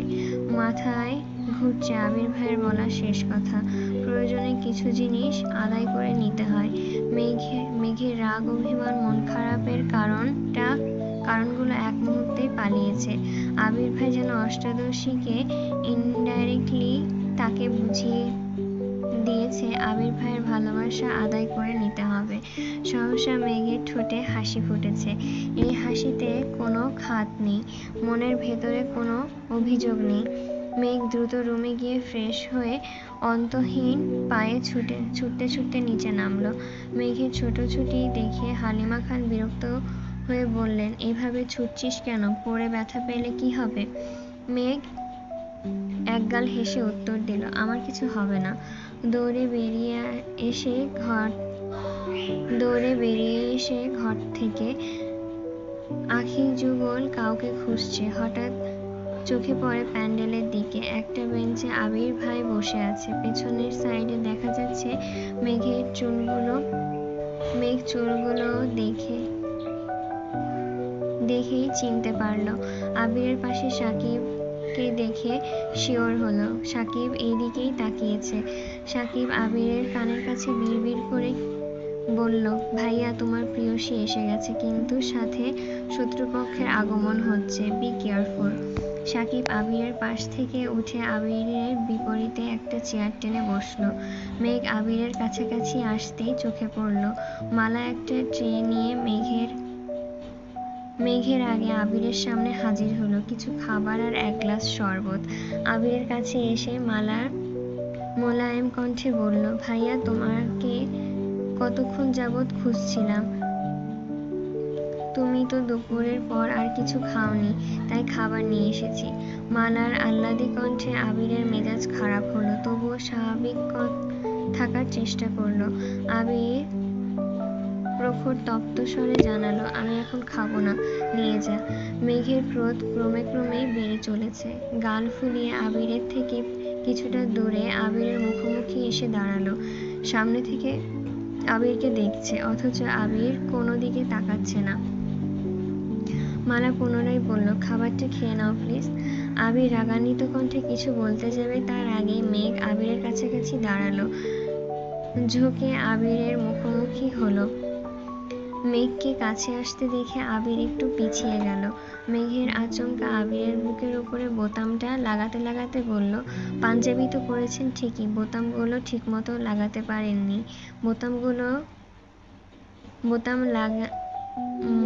বোতাম লাগিয়ে তাকালো মাথায়। এক মুহূর্তের ব্যবধানে চুলে হাত দিল। দুহাতে চুলগুলো ঠিক করতে করতে বলল, ইস, চুলগুলো এলোমেলো করে ফেলেছেন। আমি না থাকলে যে আপনার কি হবে এটা ভেবেই পাই না। আবির অবিশ্বাস্য দৃষ্টিতে মেঘকে দেখছে। নিজেকে নিয়ন্ত্রণ করে নিম্নষ্ট কামড়ে ধরল। চোখে মুখে বিস্ময় যেন সরছেই না। মেঘ যে এমন কাণ্ড করবে এটা আবির কল্পনাতেও ভাবতে পারেনি। মেঘের কাণ্ডে স্তব্ধ হয়ে গেছে আবির। মেঘ চুল ঠিক করে এক পা পিছিয়ে আবিরকে ভালোভাবে পরখ করে মোলায়েম কণ্ঠে বলল, এই তো এখন ভালো লাগছে, মাশাআল্লাহ। কথাটা বলেই ধপ করে আবিরের পাশে বসে পড়ল। সাকিব চেয়ারে বসে এতক্ষণ বিলুপ চোখে সব ঘটনা দেখছিল। ছেলেটার মুখ চেপে হেসেই যাচ্ছে। সবার মুখে হাসি থাকলেও মালা রাগে ফুঁসছে। মেঘকে আবিরের বোন ব্যথিত কিছু ভাবেনি সে। তবে এখন মেঘের আচরণ দেখে মালা সহ্য হচ্ছে না। মেঘ মালার দিকে তাকিয়ে মুচকি হেসে বলল, আপু, আবির ভাই এ সময় কিছু খায় না, কিছু লাগলে আমি এনে দিবনি, তুমি বরং তোমার বান্ধবীদের সময় দাও। মালা রাগে কটমট করে চলে যাচ্ছিল। সাকিব পেছন ডেকে বলল, মালা, খাবারটা বরং আমায় দিয়ে যা, আমি খেয়ে তোর জন্য দোয়া করব। মায়া হুঙ্কার দিয়ে উঠল, তোর দোয়া আমার লাগবে না। আবির মেঘের দিকে নিষ্পলক দৃষ্টিতে তাকিয়ে আছে। আজ সকাল থেকে যা যা ঘটছে, তারপর আবির আর কোনোভাবেই নিজেকে সংযত রাখতে পারছে না। মালা চলে যাওয়ায় মেঘও আবিরের দিকে তাকালো। চোখে চোখ পড়তেই আবির ভ্রু নাচালো। মেঘ নিঃশব্দে হাসল। কাজল কালো চোখের সাথে অকৃত্রিম হাসিতে আবির ঘায়েল হয়ে গেছে। নেশাত্ম কণ্ঠে শোধালো, এটা কি ছিল? মেঘ হাসি মুখে উত্তর দিল, আপনি বুঝবেন না। আবির ভ্রু কুঁচকিয়ে তাকাতেই সাকিব বলে উঠল, ভাইয়া, শুধু হাতে পায়ে লম্বা হলেই হয় না, বুদ্ধিও প্রয়োজন হয়। তোমার উচিত মায়াবতীর থেকে কিছু বুদ্ধি ধার নেওয়া। আবির মেঘের দিকে তাকিয়ে থেকে মুচকি হেসে জানালো, আমিও তাই ভাবছি, এখন থেকে যখনই বুদ্ধির প্রয়োজন হবে তখনই ওর কাছে যাব। মেঘ আবিরের মুখের পানে চেয়ে ভেংচি কেটে উঠে চলে গেছে। আবির নিঃশব্দে হাসছে আর অষ্টাদশী প্রস্থান দেখছে। আবিরা যেখানে বসেছে তার পেছনের কিছুটা দূরে গায়ে হলুদের স্টেজ। মিম, দিশা আরো কয়েকটা মেয়ে সেইখানে বসে আছে। মিমকে দেখে মেঘও সেই দিকে মিমের পাশে বসলো। সাকিব চেয়ার থেকে উঠে এসে আবিরের পাশে বসতে বসতে মোবাইল এগিয়ে দিয়ে বলল, নাও তোমার ভিডিও আর ছবি, ঠিক আছে কিনা দেখো। আবির টেনে টেনে সবগুলো দেখছে। মেঘের ভেংচি থেকে শুরু করে আরো অনেক ছবি তুলে ফেলেছে। একটা ছবিতে দুজনের চোখের দিকে তাকিয়ে আছে। একটা ভিডিও করেছে, ভিডিওটাতে বোতাম লাগানো, চুল ঠিক করার দৃশ্য। সাকিব আস্তে করে বলল, ভাইয়া, তোমার আমার কিন্তু খুব রাগ উঠছে। আবির ফোন পকেটে রেখে বলল, কেন? আবির ঘাড় ঘুরিয়ে তাকাতেই দেখলো মেঘ সবার সঙ্গে কথা বলছে আর হাসছে। সাকিবের কাঁধে মাথা রেখে আবির মেঘকে দেখছে। সাকিব ঠান্ডা কণ্ঠে বলল, তোমাদের লুকোচুরির প্রেম আর কতদিন চলবে জানি না। এই যে কিছু বলতে পারো না, তোমার খারাপ লাগে না? খারাপ তো লাগেই, ওর জন্য তো নির্ঘুম রাত কাটাই আমি।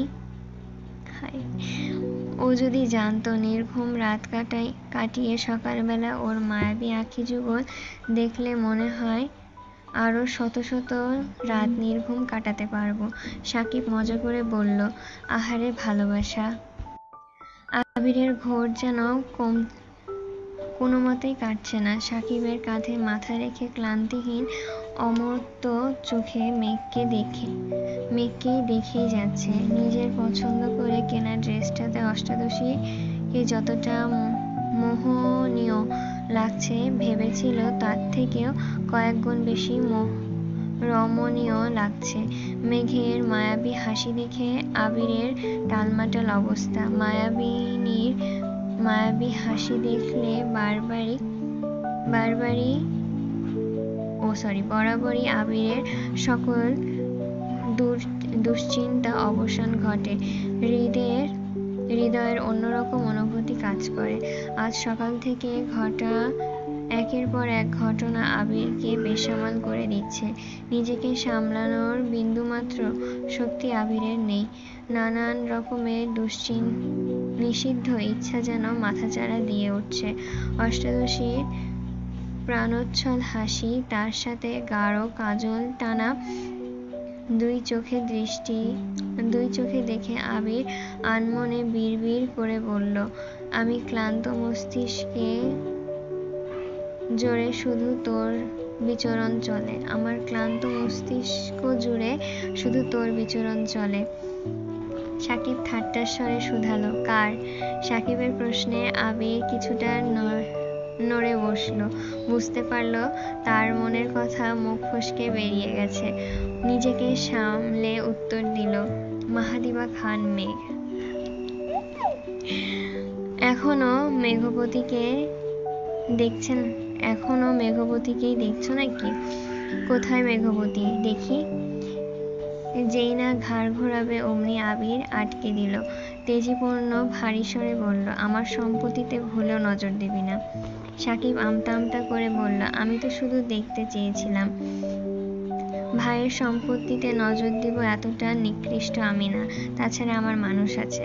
আবির কোনো কথা বলল না। একটু থেমে সাকিব পুনরায় বলল, ভাইয়া চলো একটা জায়গায় যাই। আবির উদাস কণ্ঠে বলে উঠল, আমি জানি তুই কোথায় যেতে চাচ্ছিস, কিন্তু আমি এখন কোথাও যাচ্ছি না। প্লিজ ভাইয়া চলো না। ওদের সন্ধ্যার পর আমাদের বাড়িতে আসার কথা ছিল। আমি বলেছিলাম এগিয়ে নিয়ে আসবো। আবির ব্যস্ত ভঙ্গিতে বলল, ইস কি প্রেম! দুইটা বাড়ির পরই তো বাড়ি। এখান থেকেও আবার এগিয়ে আনতে হবে। আর কত কি যে দেখতে হবে। সাকিব একগাল হেসে প্রশ্ন করল, এই কথা তুমি বলছো ভাইয়া? 24 ঘন্টা যার চোখের সামনে মায়াবতী ঘুরঘুর করে, মায়াবতীর কণ্ঠ না শুনলে রাতে যার ঘুম হয় না, সে সাজ্জাদুল খান আবির এই কথা বলছে? আবির গম্ভীর কণ্ঠে বলল, চুপ থাকবি তুই? আর একটা প্রশ্ন, বাসায় তো সারাদিন মেঘবতীকে দেখেই তারপরও এত বিভোর হয়ে আছো কেন বলবা? আবির রাশভারী কণ্ঠে জবাব দিল, বাসায় তো এভাবে দেখার সুযোগ পাই না। একবারের বেশি দুইবার তাকাতে গেলেই চোখে চোখ পড়ে যায়। না চাইতেও বাধ্য হয়ে আমায় দৃষ্টি সরিয়ে নিতে হয়। আজ এতদিন পরও ওকে দেখার সুযোগ পেয়েছি। দয়া করে তোর মুখটা বন্ধ রাখ। ওদের কি আনতে যাব না? আবির গম্ভীর কণ্ঠে জানালো, কল বা মেসেজ দিয়ে বল চলে আসতে। আমি এখন কোথাও যাব না, আর তুইও যেতে পারবি না। প্রোগ্রাম শেষে এগিয়ে দিয়ে আসবি। এখন ডিস্টার্ব করিস না। সাকিব পকেট থেকে ফোন বের করে মেসেজ করছিল। সাকিবের কাঁধে আবিরের মেঘ, অক্ষিযুগল নিবদ্ধ মেঘের চোখে মুখে। প্রেয়সীর মুগ্ধতায় ডুবে আছে সে, পল্লব ফেলছে না একটিবারও। এই জগতে আর কোনো কিছুই মনোযোগ নেই তার। আচমকা কেউ একজন আবিরের কান চেপে ধরায় আটকে ওঠে। অগাধ মনোযোগে ছেদ পড়ল। আকস্মিক ঘটনায় আবির কিছুটা ভড়কে গেল। হকচকিয়ে সোজা হয়ে বসে সঙ্গে সঙ্গে তাকায় সেই দিকে। মাইশা শক্ত হাতে আবিরের কান চেপে ধরে আছে, চোখে মুখে পরিষ্কার রুষ্টতা। আবির বিস্ময় চোখে তাকায়, ভ্রু কুঁচকে নরম স্বরে বলল, উফ আপু লাগছে। মাইশা রাগান্বিত স্বরে জবাব দেয়, লাগুক, তোরে কতক্ষণ পিটাইলে মনে শান্তি পাইতাম। আবির নিরুদ্বেগ কণ্ঠে বলল, আমি আবার কি করলাম? ফাজিল ছেলে, আবার কথা বলিস? প্লিজ আপু, কান ছাড়ো, ব্যথা পাচ্ছি। মাইশা কান ছেড়ে আবিরের পিঠে ঠাস ঠাস করে 2-3টা থাপ্পড় বসিয়ে দিল। আবির কপাল গুটিয়ে কোমল কণ্ঠে আর্তনাদ করল, আপু। সাকিব চিন্তিত স্বরে শোধালো, হয়েছেটা কি আপু? ভাইয়াকে মারছো কেন? মাইশা রাগান্বিত কণ্ঠে বলা শুরু করলো, মারবো না তো কি করবো? আমি নিজে না সেজে কতটা সময় নিয়ে মেঘকে সাজিয়েছি, সাথী শাড়ি পরিয়ে দিয়েছে, মুন্নি আর আমি মিলে মেকআপ করে দিয়েছি, আলতাটা পর্যন্ত আমি দিয়ে দিয়েছি। বারবার মেয়েটাকে বলেছি তুমি বসে থাকো, আমি রেডি হলে একসাথে নিচে আসবো। ছটপটে মেয়ে একটুও বসলো না, রুম থেকে ছুটে চলে এসেছে। আমি রেডি হয়ে আসতে পারলাম না। মেঘের পরনে না আছে শাড়ি আর না আছে কোনো সাজগোজ। আমি শিওর এটা এই ফাজিলের কাজ। বলতে বলতে আবিরের পিঠে আরেকটা থাপ্পড় বসিয়ে দিয়েছে। সাকিব মাইশার কথা শুনে বসে থাকা থেকে উঠে গেছে। আবির মুখোমুখি হয়ে শুধালো, ও আচ্ছা, এই কারণেই তাহলে তোমার টালমাটাল অবস্থা। মাইশা পুনরায় চেঁচিয়ে উঠল, কি রে, কথা বলছিস না কেন? আবির অন্যদিকে তাকিয়ে উত্তর দিল, আমি কি বলবো? মেঘ শাড়ি পাল্টালো কেন? জানি না। আবির, একদম ফাজলামি করবি না। আমি ড্যাম শিওর এটা তোর কাজ। সাকিব পাশ থেকে বলে উঠল, এতক্ষণে বুঝলাম ভাইয়ার মাথা নষ্টের কারণ মায়াবতীর শাড়ি। থাক আপু, তুমি মন খারাপ করো না। ভাইয়া মেঘবতীর প্রতি একটু বেশি সিরিয়াস তো, তাই শাড়ি পাল্টাতে বলেছে। মাইশা ভ্রু কুঁচকে শোধালো, তুইও জানিস? আবির তাহলে সত্যি সত্যি মেয়েকে পছন্দ করে? সাকিব উত্তেজিত কণ্ঠে জানালো, পছন্দ না গো আপু, মায়াবতীর প্রেমে আবির দেওয়ানা বলো। মানুষ তো প্রেমে হাবুডুবু খায়, ভাইয়া পুরোই ডুবে আছে, কবে যে নিঃশ্বাস আটকে মরে যায় আল্লাহ জানে। আবির সাকিবের দিকে চোখ রাঙিয়ে তাকিয়ে আছে। সাকিবের সেদিকে হুঁশ নেই। আবির ধমক দিতে যাবে, তার আগেই মাইশা শীতল কণ্ঠে বলে উঠল, ছি আবির, তোর থেকে অন্তত এটা আশা করিনি। ছোটবেলা থেকেই তুই বলতি আমি নাকি তোর সবচেয়ে ভালো বোন হওয়ার এই প্রতিদান দিলি। একটাবার বলতে তো পারতি। আবির কৈফিয়তের স্বরে জবাব দিল, কি করে বলবো? তোমার সাথে কি নীরবে কথা বলতে পারি?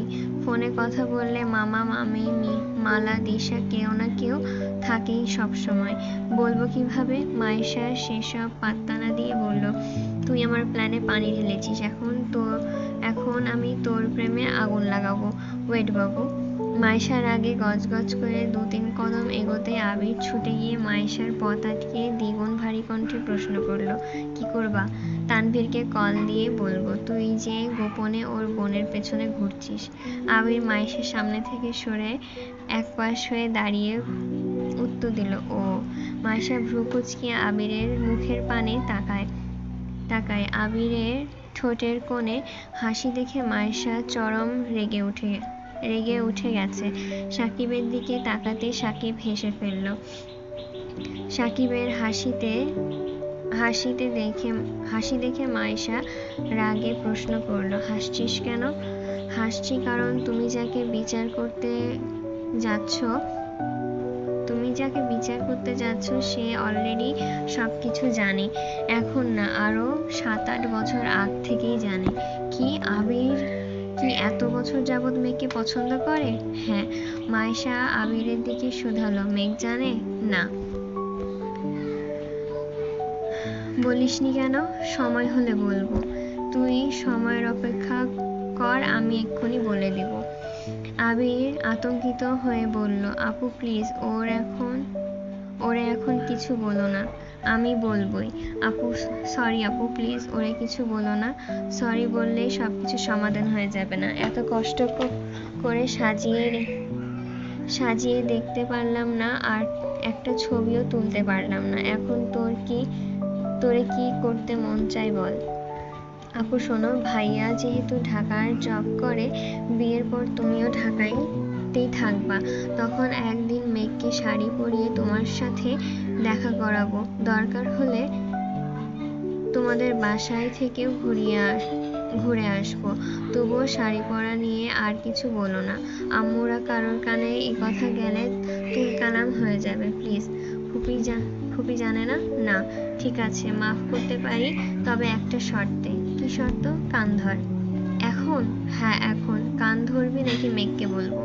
আচ্ছা ধরছি। বলে আবির দু হাতে আলতোভাবে কানের লতি স্পর্শ করলো। মায়েশা মৃদু হেসে শোধালো, মেঘকে প্রথমবার শাড়িতে দেখার অনুভূতি বল। আবিরের জবাব এলো, কান ধরে কেউ অনুভূতি শেয়ার করে? কেউ করে না বলে তুই করবি। শোনো তবে। শাড়ি পরিহিত মাহাদিবা খান মেঘকে দেখে সাজ্জাদুল খান আবিরের অন্তরতম অচল পূর্বাভাস বহিন কালবৈশাখী ঝড়ের কবলে পড়েছে।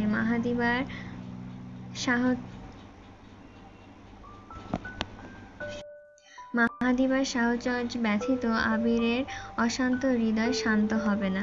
মায়েশা আর সাকিব দুইজনেই হাঁ হয়ে তাকিয়ে আছে। মায়েশা সশব্দে হেসে বলল, হায় আল্লাহ, আমার ভয় এখন প্রেমিক পুরুষ হয়ে গেছে।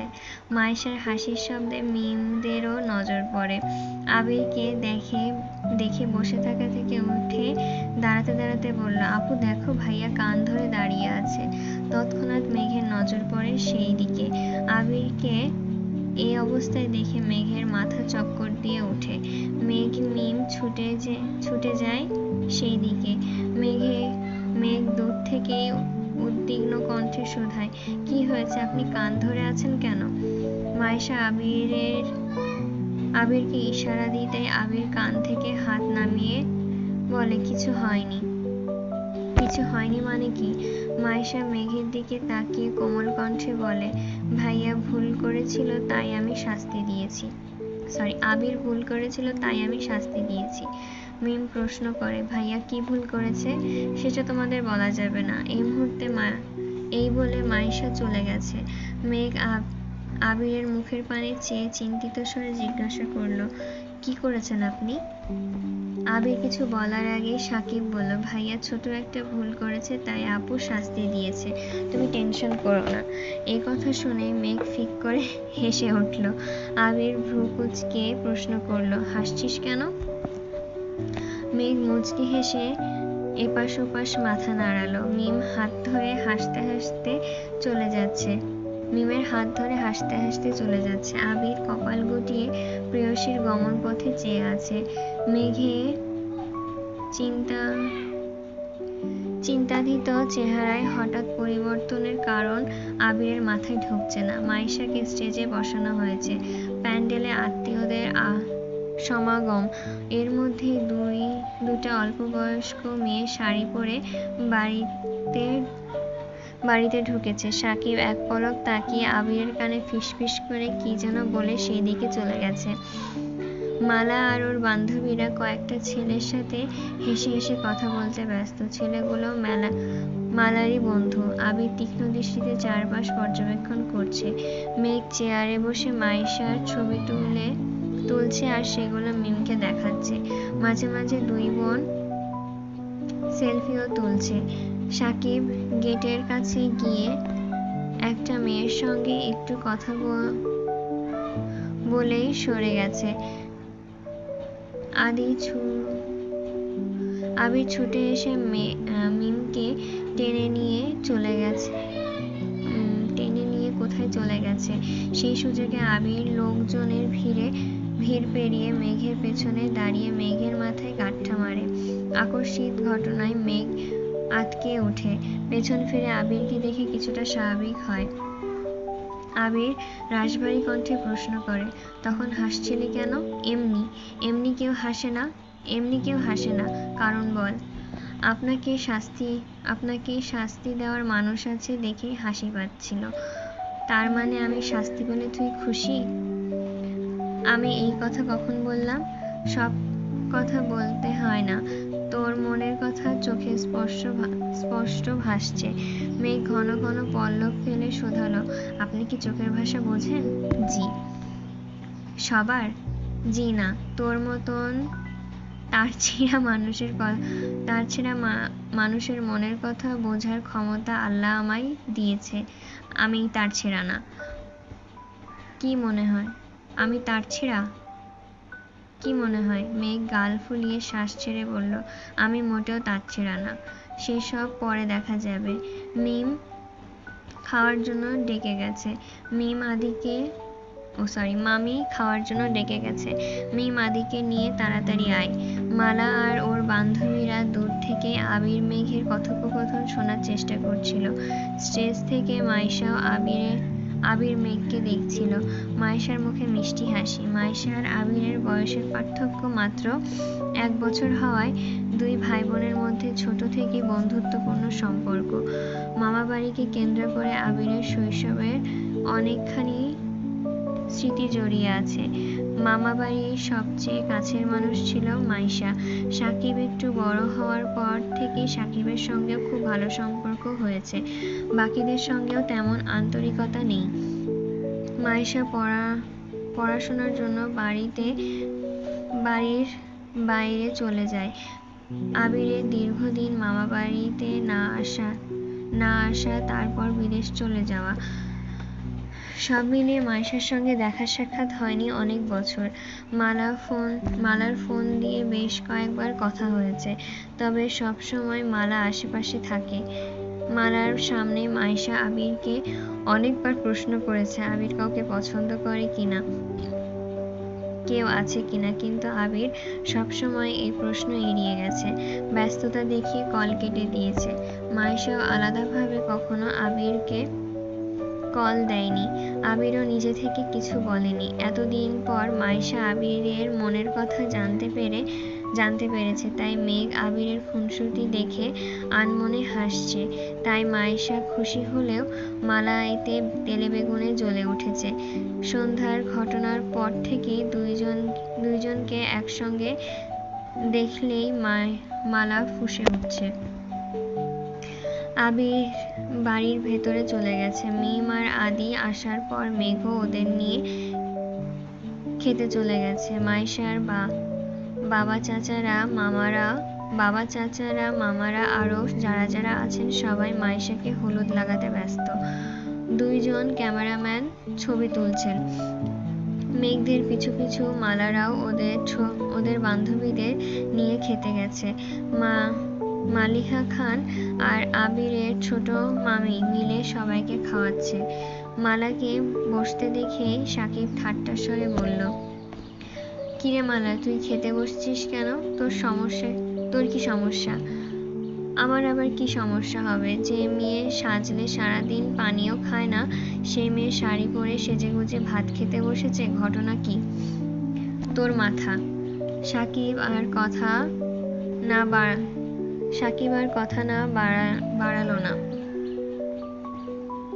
আবিরের আশেপাশে সাকিব বসেছে, অপর পাশে আদি বসেছে, তার পাশে মিম, তারপর মেঘের পাশে মালা বসেছে। মালাকে মেঘ পাশে বসতে দেখে আবির চোখ রাঙিয়ে সাকিবের দিকে তাকিয়ে আছে। সাকিব চোখের ইশারা করলো আবির যেন শান্ত থাকে। মালার থেকেও মেঘের দূরত্ব রাখতে চেয়েও পারছে না। আবির নিজের রাগ কন্ট্রোল করে খুব তাড়াহুড়োয় খাবার খাচ্ছে। আবির খাবার প্রায় শেষ, তখন মালা মেঘের উদ্দেশ্য করে বলল, মেঘ তুমি বরং একটা মাছ খাও। একটা মাছের পিস চামচে তুলে মেঘের দিকে এগোতে আবির রাগান্বিত কণ্ঠে বলল, মাছের তরকারি অনেক ঝাল হয়েছে, মেঘ এত ঝাল খেতে পারে না। মালা পুনরায় মাছের বাটিতে মাছ রেখে দিল। আবিরের কথা শুনে মেঘের চোখ জোড়া বড় করে তাকালো। অষ্টদশীর খাওয়া বন্ধ হয়ে গেছে। মেঘ এত ঝাল খেতে পারে না, এটা আবির ভাই মনে রেখেছে ভেবেই অষ্টদশীর মনে খুশিতে ভরে গেছে। মেঘ চিবুক নামিয়ে লাজুক হাসল। আবির ভাইয়ের প্রতি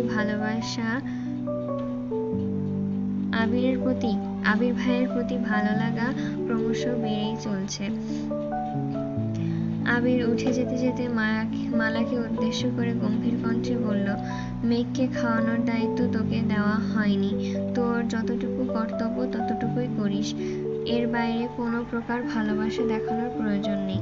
আবির রাগে কটমট করে রুম থেকে বেরিয়ে পড়েছে।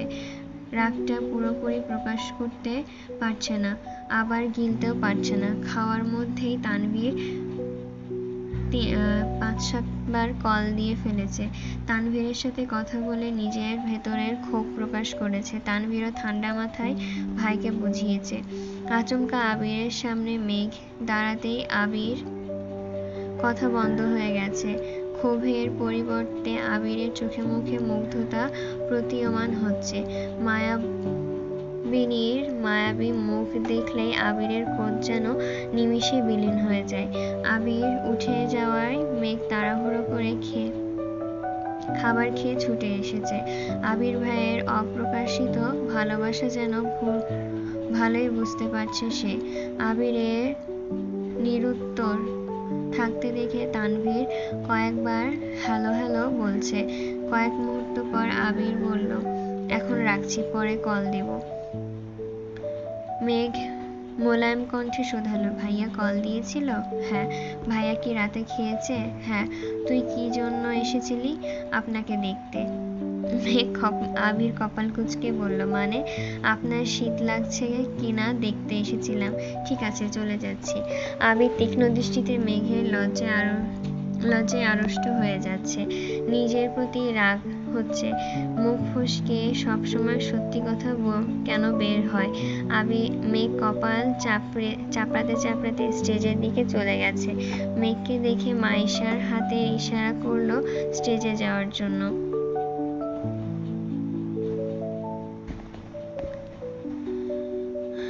ঘণ্টা দুয়েক গায়ে হলুদের প্রোগ্রাম চলল। স্টেজের আশেপাশে ছবি তোলার জন্য বেশ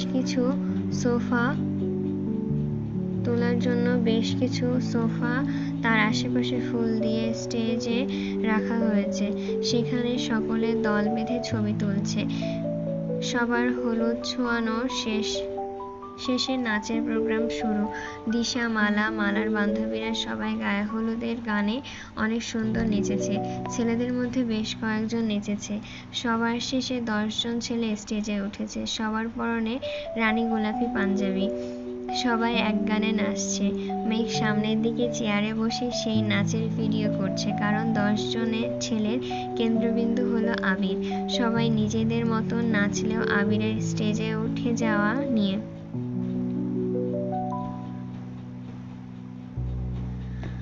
মাইশা আপু আর সাকিবের জোড়াজুড়িতে আবির শেষমেশ সবার সাথে নাচতে রাজি হয়েছে। টানা 3টা গানে 10 জন একত্রে পারফর্ম করেছে। আবির স্টেজ থেকে নেমে একটা চেয়ারে বসতে বসতে মেঘকে বলল, একটু পানি নিয়ে আসবি প্লিজ? এক্ষুনি আনছি বলে মেঘ হুটোপুটি করে পানি আনতে চলে যায়।